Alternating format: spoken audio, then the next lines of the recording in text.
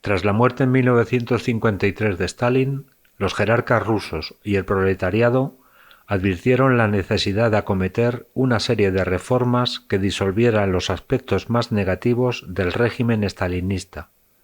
Fruto de esta política de deshielo soviético en plena Guerra Fría y gracias a la mediación de la Cruz Roja francesa, 286 españoles embarcaron en el puerto ucraniano de Odesa rumbo a Barcelona. La mayoría eran voluntarios de la División Azul. A partir de abril de 1944 concluyó la ayuda oficial española. Solo el falangismo siguió proporcionando voluntarios a Alemania a través de redes clandestinas, que bajo el mando del Frente de Juventudes funcionaron en los Pirineos hasta agosto de 1944. Berlín promovió la recluta, pues toda ayuda era poca frente al desastre que se avecinaba, y Ribbentrop ordenó al embajador argumentar que quienes habían atravesado la frontera pretendían trabajar en Alemania. Ingresaron en las filas del ejército alemán, además de miembros de la División Azul, falangistas y algunos exiliados republicanos, que obligados a trabajar en Alemania lograron así zafarse del asedio policial al que estaban siendo sometidos y a las muchas privaciones de la vida diaria. Combatieron en Yugoslavia entre agosto y septiembre de 1944 y en Hungría de enero a marzo de 1945. Entre 1941 y 1944, unos 47.000 voluntarios marcharon a Rusia. Las estimaciones hablan de 4.954 bajas, 8.700 heridos y 372 prisioneros por el Ejército Rojo.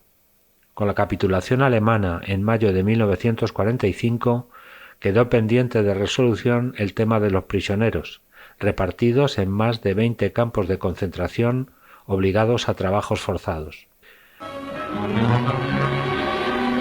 En el barco liberiano Semiramis regresan 286 repatriados, en su mayoría pertenecientes a la División Azul que habían estado cautivos en Rusia y que, merced a los desvelos de Franco y de su gobierno, vuelven a España y se reintegran a sus hogares. Toda la ciudad está presente en este conmovedor recibimiento cuando el buque de la Cruz Roja se dispone a atracar en el muelle de la estación marítima.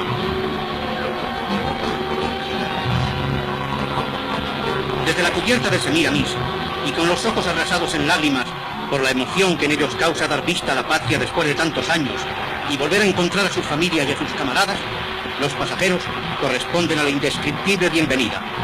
Centenares de embarcaciones han salido al encuentro del barco y las sirenas de las naves atruenan el espacio.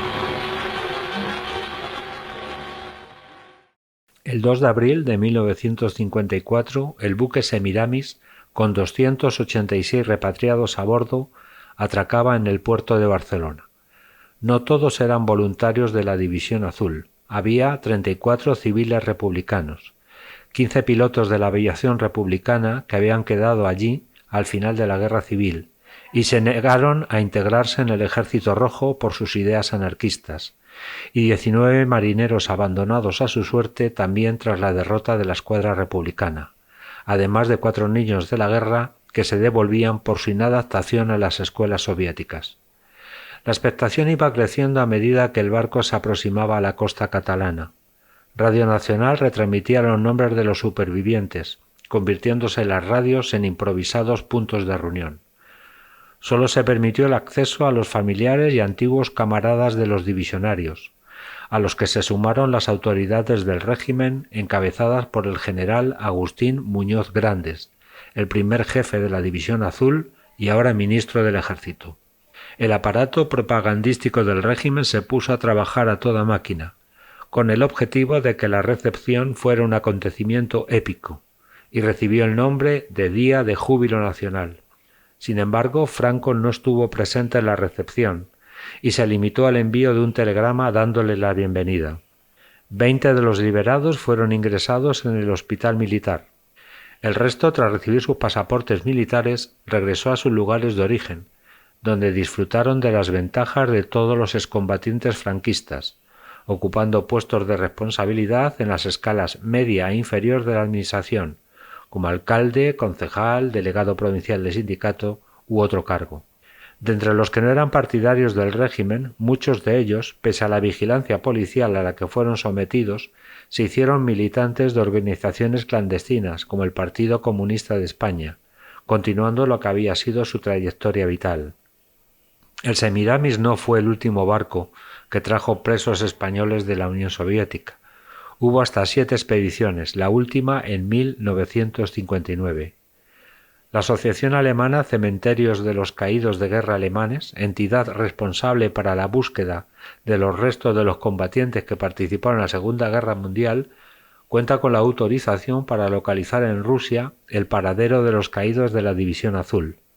El Ministerio de Defensa español y la Dirección de Asistencia al Personal son los organismos encargados de llevar a cabo las repatriaciones de los caídos españoles a nivel global, con la misión de devolver al fallecido junto a sus seres queridos.